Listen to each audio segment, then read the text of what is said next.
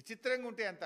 ఈయన మాటలు ఎట్లుంటాయంటే వికృత చేష్టలు, విచిత్ర విన్యాసాలు తప్ప ప్రజలకు పనికొచ్చే పని ఒక్కటి కూడా ఉండదు. మా మీద పడి ఏడుస్తాడు పొద్దుగాలు లేస్తే. నువ్వు ముఖ్యమంత్రివి, రాష్ట్ర ప్రభుత్వం నడుపుతున్నావు, ఏం చేసినావో ప్రజలకు చెప్పు, మంచి ఏం చేసినావో చెప్పు అంటే ఎంతసేపు బీఆర్ఎస్ మీదనో, కేటీఆర్ గారి మీదనో, కేసీఆర్ గారి మీదనో మా మీద పడి ఏడవడం తప్ప పేద ప్రజల కన్నీళ్లు దుడిచే ప్రణాళిక ఒక్కటన్నా ఉందా? ఆనాడు వరదలు వస్తే కామారెడ్డి పోయి చూసి వచ్చినావు, 2 నెలలు తట్టెడు మట్టి తీసిండ్రాడా? ₹1 సాయం చేసిండ్రా పంట నష్టమైన వాళ్ళకు? మాటలు తప్ప నీ ఏమైనా చేష్టలు ఉన్నాయా? ఏనాడన్నా మాట మీద నిలబడ్డావా? ఏనంటే పార్టీలు అందరినీ దొక్కుకుంటా మీ పైకి వచ్చినా నువ్వే చెప్తాడు, నేను చెప్పలే. ఆయన పాట ఉంటుంది, ఆయన మాటలు కూడా ఉంటాయి. తొక్కుకుంటా పైకి వచ్చిన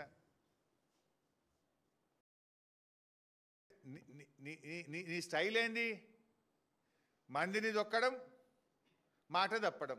ఇది రేవంత్ రెడ్డి నైజం. రేవంత్ రెడ్డి కరెక్ట్గా ఏదన్నా ఒక టైటిల్ ఇవ్వాలంటే మందిని దొక్కుడు, మాట తప్పుడు రేవంత్ నైజం. ఇంతకు మించింది ఏమైనా ఉన్నదా? దాన్ని ఎందుకు ఇంకా మాకు ఆపాదించే ప్రయత్నం చేస్తాడు చిల్లర మాటలతోని. నిన్న పాపం ఫీజు రియంబర్స్మెంట్ గురించి 2 ఏళ్ళకెళ్ళి కాలేజీ వాళ్ళు బతిలాడుతున్నారు. నిన్ను దండం పెట్టిండ్రు, దరఖాస్తు పెట్టిండ్రు, నీ ఇంటి చుట్టూ తిరిగిండ్రు, నీ మంత్రులను బతిలాడిండ్రు, నీ అధికారులను బతిలాడిండ్రు. పాపం వాళ్ళు కాలేజీలు నడిపే పరిస్థితిలో లేరు.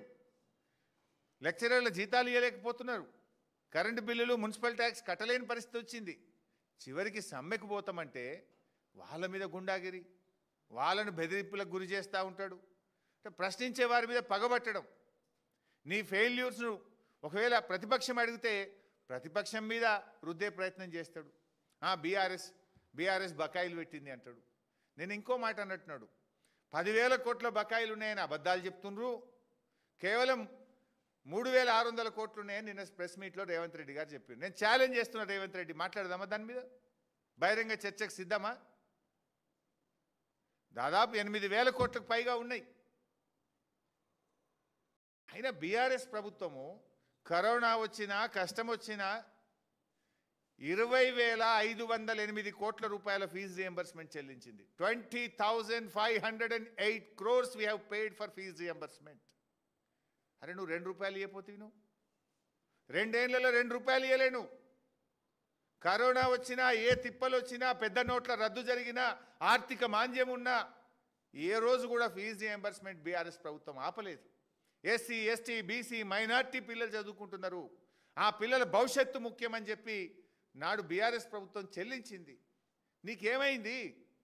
నువ్వు బడా కాంట్రాక్టర్లకు, కమిషన్లకు, బీహార్కు డబ్బులు పంపేది ఉంటే పోయిన నెల ఎన్ని బిల్లులు ఇచ్చినావు చెప్పు నాకు. నువ్వు పోయిన నెలలో పెద్ద కాంట్రాక్టర్లకు నువ్వు ఇచ్చిన బిల్లు ఎంతో వైట్ పేపర్ రిలీజ్ చేయి. హర్యానా ఎలక్షన్ రాగానే పెద్ద కాంట్రాక్టర్ల బిల్లులు పోతాయి, మహారాష్ట్ర ఎలక్షన్ ముందు పెద్ద కాంట్రాక్టర్ల బిల్లు పోతాయి, ఇప్పుడు బీహార్ ఎలక్షన్ వస్తే దాంట్లో పెద్ద కాంట్రాక్టర్లకు బిల్లులు పోతాయి. ఈ గరీబ్ పిల్లలకు, ఎస్సీ, ఎస్టీ, బీసీ పిల్లలకి ఇవ్వమంటే నీకు స్కాలర్షిప్ డబ్బులు ఇవ్వమంటే నీకు ఉండయా? నీకు అంటే పిల్లల చదువులు ముఖ్యమా, నీకు కమిషన్లు ముఖ్యమా?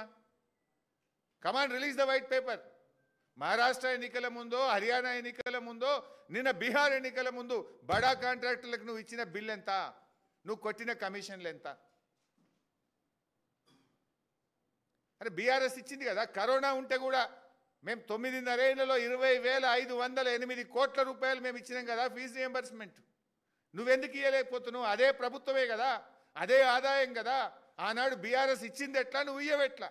అంటే నీ ప్రాధాన్యతలు వేరే ఉన్నాయి, నీ ఆలోచన విధానం వేరే ఉన్నది. మాటలు ఎస్సీ, ఎస్టీ, బీసీ, చేతలంతా బడా బాబులు, ఢిల్లీకి మూటలు మోసుడు. నీకు చేతన అయితే లేదు. ఇప్పుడు ఏమంటాడు? మొన్నెప్పుడో లాస్ట్ టైం ఉద్యోగులు అందరూ కూడా, ప్రభుత్వ ఉద్యోగులు, మా ఎరియర్స్ ఇవ్వండి, మా డిఏలు ఇవ్వండి, మా పిఆర్సీ ఇవ్వండి అని అడిగినారు. ఈ దేశంలో 5 డిఏలు పెండింగ్ ఉన్న ఒకే రాష్ట్రం తెలంగాణ రాష్ట్రం. అవి ఇవ్వమంటే నన్ను కోసుకొని తింటారా? నా దగ్గర ఏం లేవు అన్నాడు.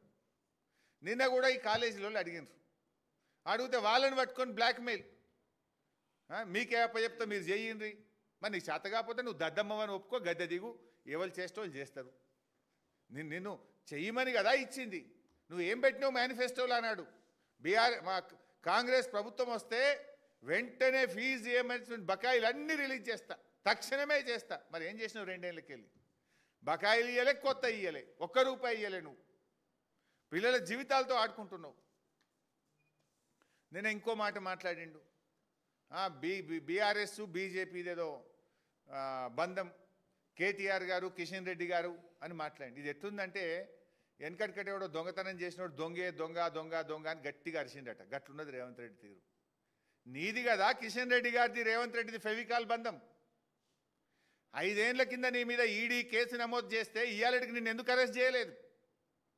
ప్రధానమంత్రి గారు వచ్చి ఆరా ట్యాక్స్ వసూలు చేస్తున్నారు, కప్పం కడుతున్నారు ఢిల్లీ కంటే, ఈ రోజు వరకు ఎందుకు మీ మీద విచారణ జరుగుతలేదు? నిన్నగాక మొన్న ఇదే నెలలో బీహార్కు డబ్బులు పంపుతున్నారని ఢిల్లీలో బట్టి విక్రమార్క గారి ఇంట్లో ఐటీ రైట్స్ అయినాయి. ఇది ఎందుకో బయటకు రాదు. మీరు ఢిల్లీకి బట్టి